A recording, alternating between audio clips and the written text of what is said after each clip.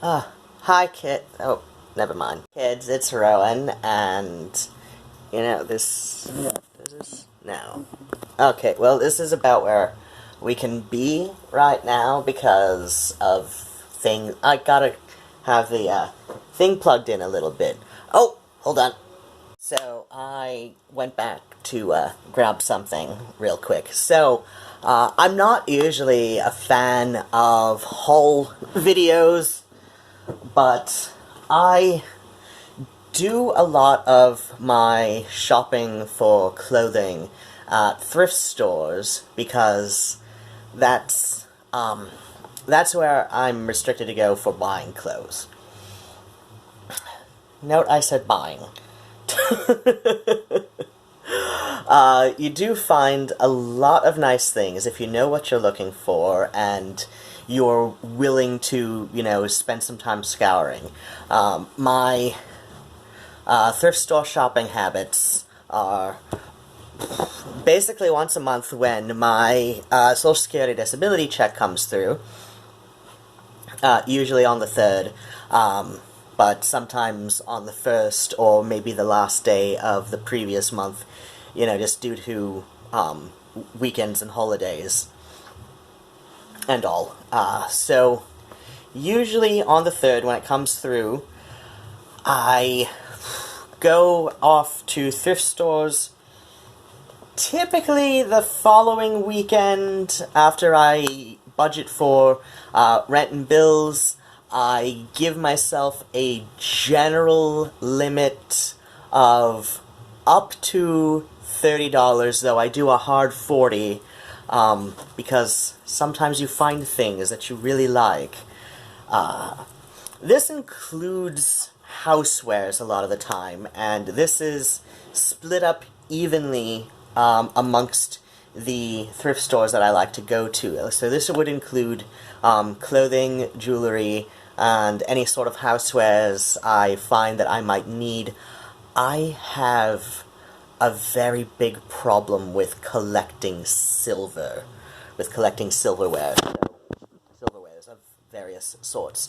So that's kind of why I set a hard limit of 40, because if I see silver, like silver, I've got this big silver roast serving tray that I haven't yet. Well, I have used it. I used it when I had friends over for Thanksgiving. So and I put the corn roast. No, that was a field roast on one side, and I put the quails on another side. So where did it go?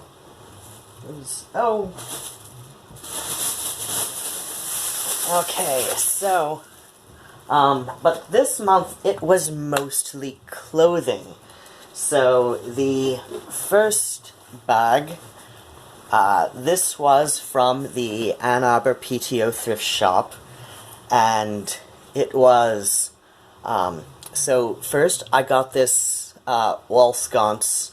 I am going to put purely decorative, I need to put this in the freezer to get off some of the wax, but when I do, I'm going to put candles in it purely for decoration because it's on a wall. I don't want things dripping onto the carpet as they sometimes would, but it's very pretty, and this was $1.50. Can we see that? There we go. It was $1.50, so that is a very nice thing. Oh, I got this months and months ago. The silver. Speaking of my addiction to silver, this is a silver plate.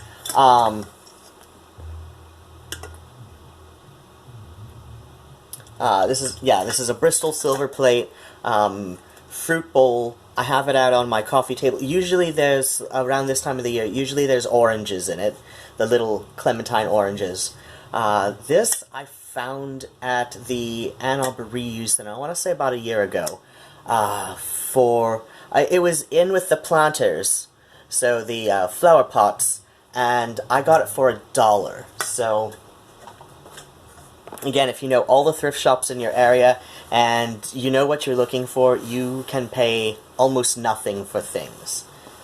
So I decided I needed more men's style shirts, and it was a pink tag sale week.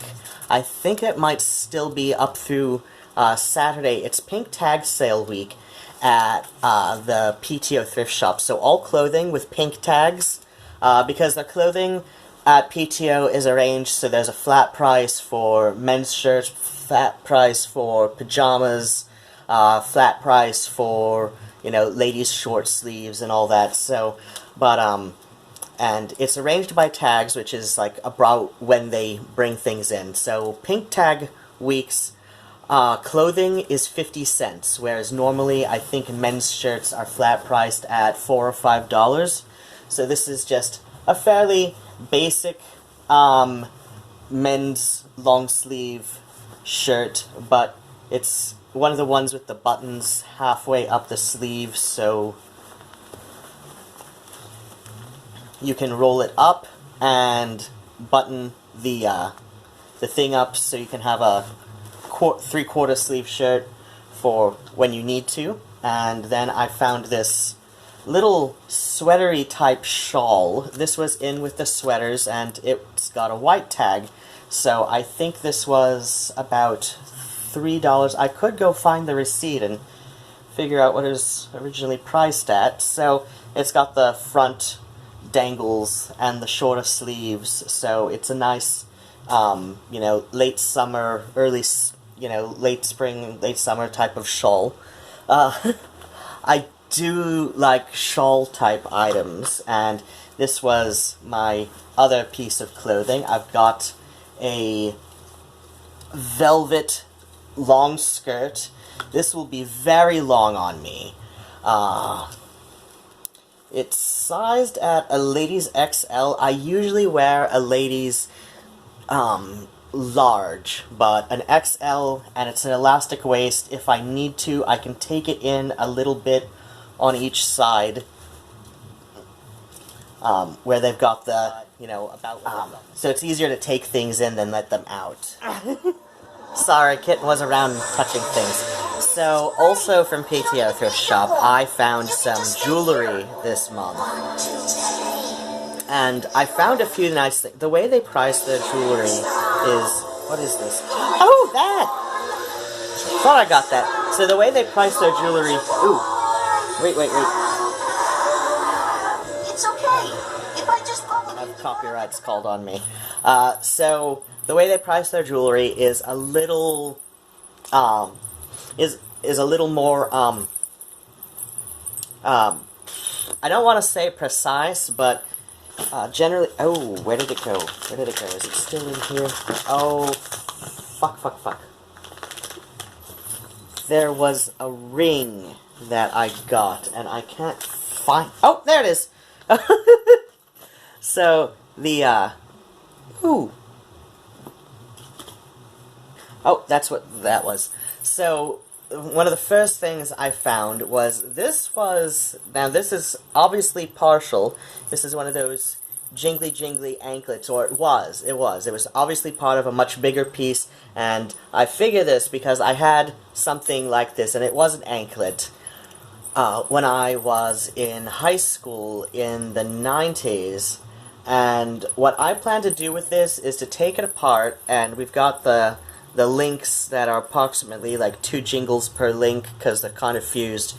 And so I'm going to take it apart, and I'm going to, you know, just put a little just put a few links in between there, and, you know, some finding clasps to rejoin it, you know, so it would fit like an anklet, but it would be a more subtle jingle. So that's good. I also found, since I do make jewelry, and I've been making a lot of nose chains recently for friends, and so we've got this little tiny crucifix, which, you know, I think some people might like as a dangle on a nostril chain, and this is sterling silver because it's priced at $4.50. This was priced at $4 because even though it's a bit more costumey sort of metal, it's a more interesting piece, but they're silver and silver-plated jewelry. That starts at $4.50. So this is a sterling silver little crucifix, and I'm going to put it on a nose chain with a dangle for people. And I also found this was $2.50 because it's more of a costuming piece, but a little less unique like the other thing. And I've got this AB rhinestone, Aurora Borealis rhinestone butterfly brooch. I do love the brooches for my hats. I love my berets that I wear a lot, or I've got a cloche when, you know, I'm doing more drag-type looks. And I do love my brooches on my berets, or, you know, sometimes just, you know, on a nicer jacket. Then I found this. This is that's more of an anklet-type fit. And we've got jingles, and these are glass beads, and I was thinking I could take them apart, use them for nostril chain, or maybe use them as the as some links on this when I make it into a new anklet.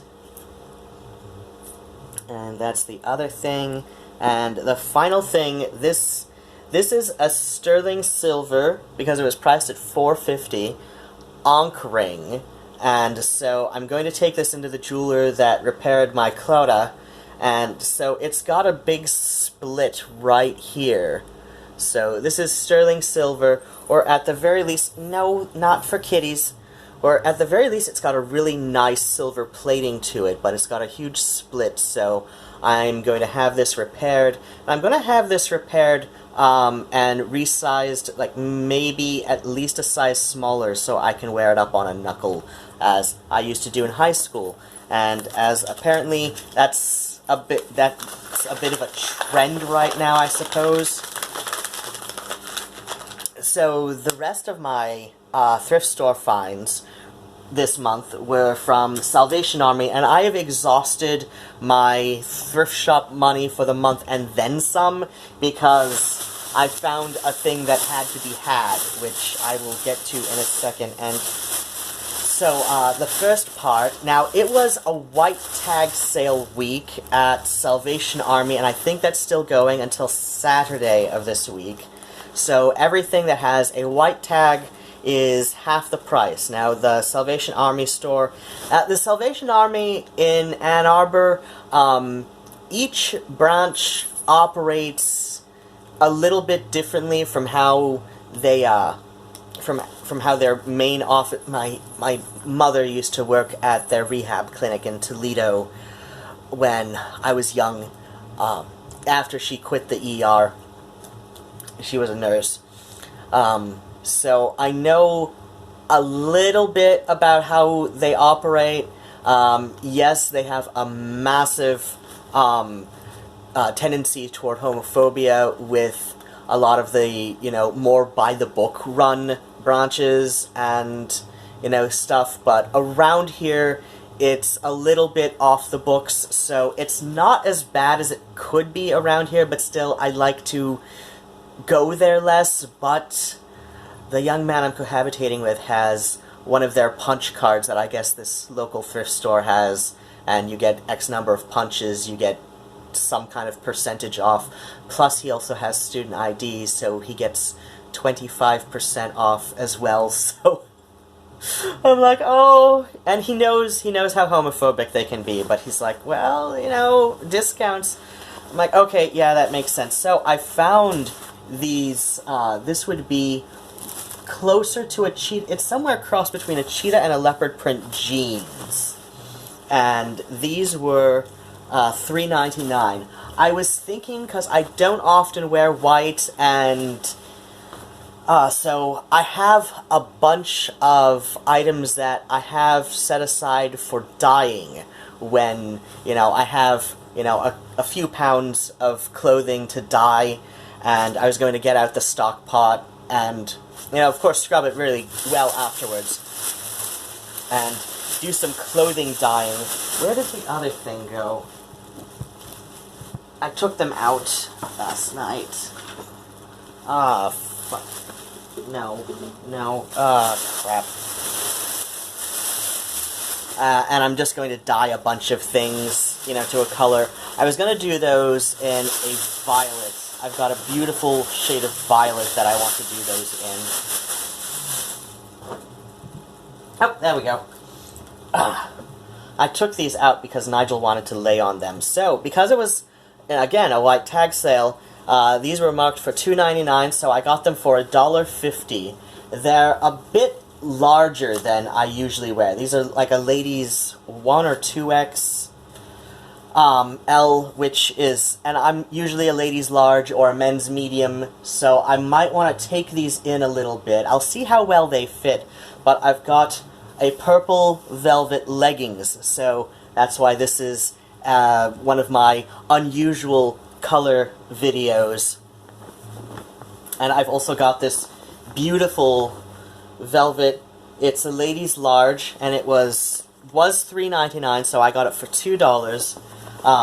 It's a velvet jacket that, you know, could be worn as its own with a summer as a summer or spring jacket or autumn, or, you know, it could be, you know, just worn, you know, as, you know, an over jacket with something a little, you know, when I'm going for a little more dressy sort of look. There were also these slacks, which I really liked them, but they don't fit. So, because of the white tag, so we've got $5.99, so I got them for $3, but the trim on these was worth $3 to me. Even the, I want to say, a little over a yard's worth of trim. So I've got a seam ripper. I'm going to take this out very carefully, and I'm going to put it on something else. Possibly the jacket, maybe a little trim on the pockets or something, but the trim alone is worth $3 to me. And when I get to, I'm hoping my cute neighbor boy is up for is up for my idea to, I still need to propose this idea to him of before, because his building just, his apartment, the house it's in, was just sold to somebody else, so he's expecting to have to move out this, like, May or something, so I'm hoping, you know, like, wait, hey, why don't we just have a yard sale on your porch, because he has porch access. So, the next thing, so I'll just, like, yard sale those for, like, $1 or $2.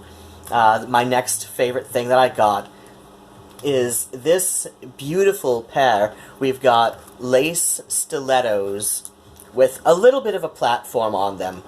I don't often wear heels because I've sprained my ankle so many times that it's not quite as safe for me, but I love these. And for some reason, with this kind of platform, there's another pair of shoes that I love that's at a vintage shop, and basically they're kind of being held indefinitely for me because I love them, but they cost a lot. Oh shit, was I even recording the last part? I don't know, let's check.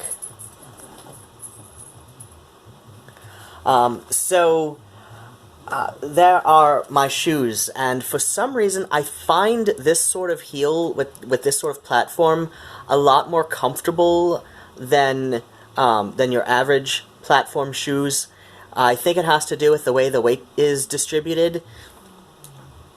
So, I'm not usually a fan of heels. I hate platform boots, but these are really nice, and these I paid full price for, because it was a blue tag, but they were $7. And last but not least, as far as the clothing goes, the reason I am over my thrift store budget and, you know, just depleted all possibility of extra fun money is because of a vintage desk I found. but it was $18 after my cohabitator's student discount, so, and I need a new desk. Yeah, I've got this ugly pressboard thing that is about 30, that is going on 30 years old. This is longer than any pressboard desk should ever survive.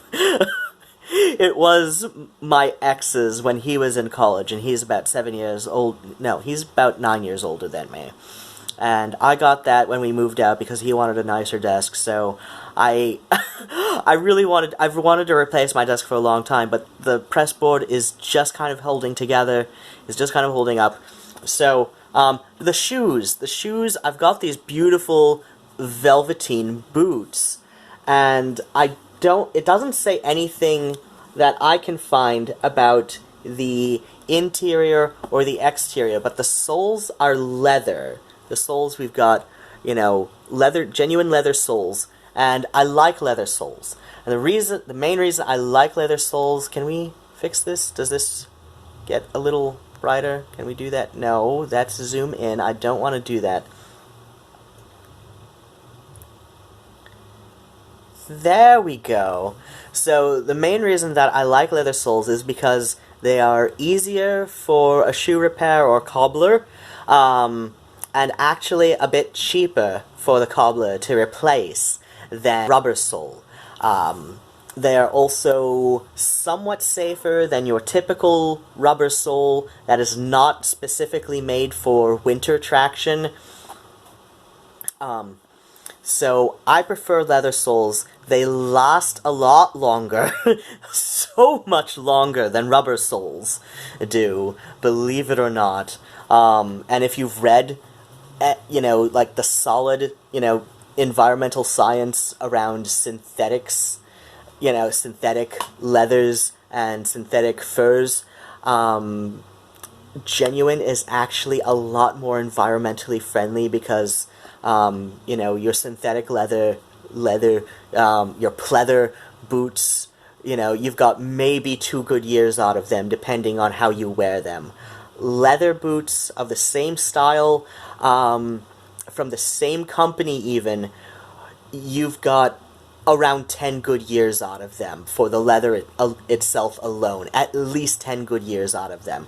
So, when you're replacing, your vegan leather, every year or two versus replacing your good leather boots every 10 years, and the pleather, you have to throw it away. It cannot be recycled. The leathers can be, sold or given to leather crafters, and they can repurpose the leather that is not explicitly rotted. So you've got, a much smaller environmental footprint, and that is one of the big reasons I'm not vegan, is because when you extend this to, very other lifestyle choices like, not wearing leather, not wearing fur, it's actually, that's sort of harmful to the environment, is these petroplastics that are made to, that are used to make leather-like garments that actually don't hold up in comparison to leather, and they don't, and they leave a much stronger and more detrimental environmental footprint. So I like leather soles. I prefer leather soles to rubber. Some of my shoes are rubber soles, but leather uppers. So, I can't find anything about what the upper is made of on here, but we have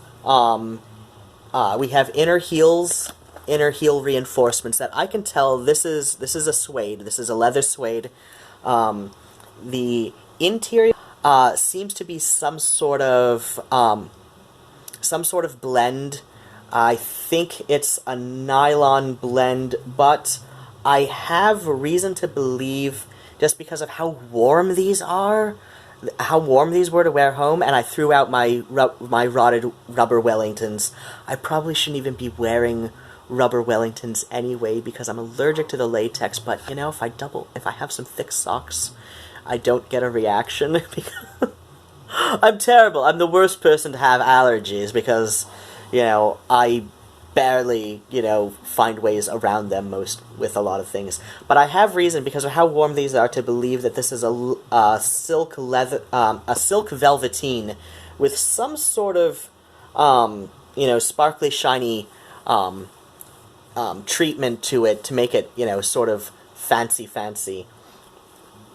The brand is Luxury Rebel. If you know anything about that and can help me figure out what these shoes are made of, at least the uppers, that would be great. So that is my my thrift shop haul for this month. I'm not usually a fan of haul videos, as I said at the beginning, because especially with goths, because I think we have. I think goths should be, at least when I was younger, and thrift shop goth, you know, in the 90s, and it was definitely a thing in the 80s, when, you know, before all these, you know, boutique brands, you know, were really becoming a big thing, you know, so thrift stores, you know, it just, when I was younger, there was a lot less materialism, especially in the small towns. Bigger cities, I can see, like, how these, you know, like, specialty boutique brands for goths really sprang up and took off. Yeah, I just think in smaller towns, when you were a goth in the 90s, in the smaller towns, there was a bit less materialism, because you had to, you know, look interesting by hitting the thrift shops and making a lot of things yourself, either altering things you found from thrift shops, or just, you know, buying materials and making it all on your own. So, I don't associate, you know, the sort of materialistic, you know, big haul videos that I see, as something that is necessary, or something that should be encouraged. Like, I understand that, you know, there's a lot more options now. Like, you can go to these, you know, goth brands and, you know, find neat things, but I don't know, I see them as sort of glorified commercials, whereas I see something, you know, your thrift shop hauls as, you know, like, look at the things we could work with. You know, as I said, I've got those slacks that I just wanted the trim. It would have been nice if they fit, but I want the trim. I want to do something fun with the trim. You know, I got the cheetah print jeans, and, you know, they're not my color, but they fit beautifully, and I can make them my color. You know, I get a lot of packets of dye, of fabric dye, when I find them on sale, you know, or when I've got enough coupons to make them very, very inexpensive. I get those from Michael's and from Joanne, and, you know, I got a thing that I've collected, and I'm going to, you know, dye these things and make them, you know, my colors. And that's what I like to do. I like to be a bit more creative, because I came from a background as a goth where I had to be more creative, and so when I see the whole videos, it just strikes me as glorified commercials for various brands that, you know, if you're any kind of goth with internet access, you already know about most of these brands. So, you know, like I said, it seems like glorified unpaid ad space, and I'm not really a fan of that. Now, I might, you know, I got a thing, I bought it from a friend, and it arrived in the mail today, so I'll probably do a post, you know, advertising for her work, because, you know, she is an independent artist, and she makes these things that, you know, these jewelry and accessory items, and so I'll probably do a little video talking about her work, and that's encouraging people to, you know, support their independent artists who, you know, have, you know, who either are goths themselves, which she is, but she's a lot more pagan, and so, you know, she incorporates, you know, goth, she loves goth music, and she incorporates gothic elements into her, pagan artistry. So, I like doing that sort of thing, and it's, it does, it could be a bit materialistic and advertiser-like, but it's also supporting somebody who's completely independent, working completely on their own, and is a lot less commercial in her appeal and her her work. Like, she doesn't have this extra fancy website. She works off of Etsy. She doesn't have this super fancy website, and she doesn't, she's seldom able to put things on sale when she can. Her marketing isn't, focused on branding.